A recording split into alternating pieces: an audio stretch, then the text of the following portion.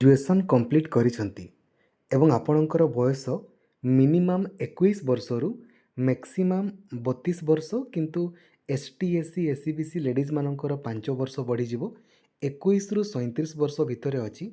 ତ OSSC ତରଫରୁ ଆପଣଙ୍କ ପାଇଁ ସର୍ବମୋଟ 7 ଗୋଟି ପଦବୀର ନିଯୁକ୍ତି ଆସିଅଛି। ଯଦିଓ ପଦବୀ କମ୍ ଅଛି କିନ୍ତୁ ବହୁତ ହି ଭଲ ପଦବୀ ଆପଣଙ୍କର ଅଟେ। ସିନିୟର ଷ୍ଟୋର ଇନ୍ସପେକ୍ଟର ପଦବୀ ଆପଣଙ୍କର ରହିଛି।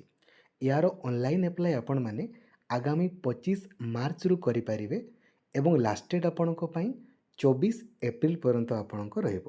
ପଦବୀ ଆପଣ ଜାଣିଗଲେ ଏବଂ କ୍ୱାଲିଫିକେସନ୍ ସମ୍ପର୍କରେ ମଧ୍ୟ ମୁଁ ଆପଣଙ୍କୁ କହିଲି, କେବଳ ଗ୍ରାଜୁଏସନ୍ ଯଦି ଆପଣ କମ୍ପ୍ଲିଟ୍ କରିଛନ୍ତି ଆପ୍ଲାଏ କରିପାରିବେ। ଏଜ୍ ଲିମିଟ୍ ଆପଣ ଜାଣିଗଲେ।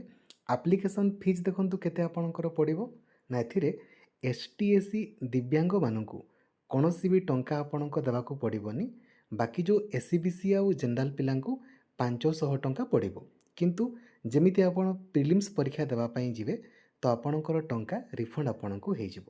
ସିଲେକ୍ସନ୍ ଆପଣଙ୍କର କେମିତିକା ହେବ ନା, ଆଗ ଆପଣ ରିଟିନ୍ ଟେଷ୍ଟ ଦେବେ, ଯେଉଁଥିରେ 150ଟି ପ୍ରଶ୍ନ 150 ମାର୍କର ଆସିବ। 3 ଘଣ୍ଟା ପରୀକ୍ଷା। ଏଥିରେ ଯଦି ଆପଣ କ୍ୱାଲିଫାଇ କରୁଛନ୍ତି ଦେନ୍ ଫିଜିକାଲ୍ ମେଜରମେଣ୍ଟ ଏବଂ ଫିଜିକାଲ୍ ଏଫିସିଏନ୍ସି ଟେଷ୍ଟ ହେବ। ତାପରେ ସାର୍ଟିଫିକେଟ୍ ଭେରିଫିକେସନ୍ ଆପଣଙ୍କର ହେବ।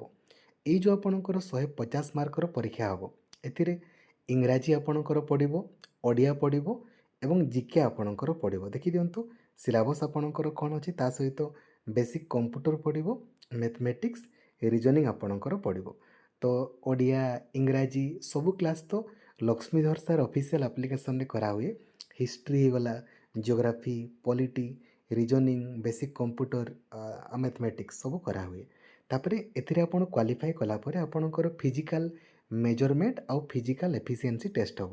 ଏଇଠି ଆପଣ ଦେଖିଦିଅନ୍ତୁ, ଏଇଟା ହେଉଛି ଆପଣଙ୍କର ମିନିମମ୍ ଷ୍ଟାଣ୍ଡାର୍ଡ଼ ଆପଣଙ୍କର ଦରକାର। ଆଉ ତାପରେ ଆପଣଙ୍କର ଫିଜିକାଲ୍ ଏଫିସିଏନ୍ସି ଟେଷ୍ଟ ଆପଣଙ୍କର ହେବ, ଯେଉଁଥିରେ ଆପଣଙ୍କୁ ରନିଂ ଆଉ ଲଙ୍ଗ୍ ଜମ୍ପ କରିବା ପାଇଁ ଆପଣଙ୍କର ପଡ଼ିବ। ତାପରେ ଡକୁମେଣ୍ଟ ଭେରିଫିକେସନ୍ ଆପଣଙ୍କର ହେବ। ଯଦିଓ ପଦବୀ ସଂଖ୍ୟା ବହୁତ କମ୍ ଅଛି କିନ୍ତୁ ଭଲ ପଦବୀ ଅଟେ। ଆପଣମାନେ ନିହାତି ଆପ୍ଲାଏ କରନ୍ତୁ। ST SC ଦିବ୍ୟାଙ୍ଗମାନଙ୍କୁ କୌଣସି ବି ଟଙ୍କା ପଡ଼ିବନି। ଆଉ ବାକି ପିଲାଙ୍କୁ ଯେଉଁ 500 ଟଙ୍କା ପଡ଼ିବ ସେଇ ଟଙ୍କା ମଧ୍ୟ ଆପଣଙ୍କୁ ରିଫଣ୍ଡ କରିଦିଆଯିବ। ଯେମିତି ଆପଣ ପ୍ରିଲିମ୍ସ ବା ପରୀକ୍ଷା ଦେଲା ମାତ୍ରେ ଟଙ୍କା ଆପଣଙ୍କୁ ରିଫଣ୍ଡ କରିଦିଆଯିବ। ତ ଏହା ଥିଲା ଆଜିର ଭ୍ୟାକେନ୍ସି। ଏମିତିକା ପ୍ରତ୍ୟେକଟି ଭ୍ୟାକେନ୍ସି ମୁଁ ଆପଣଙ୍କୁ ଜଣାଇଦେବି। ତ ଚ୍ୟାନେଲକୁ ନୂଆ ଅଛନ୍ତି ଦେନ୍ ଏବେ ହିଁ ସବସ୍କ୍ରାଇବ୍ କରିକି ଅଲ୍ ନୋଟିଫିକେସନ୍କୁ ବି ଅନ୍ କରିଦେବେ। Thank you.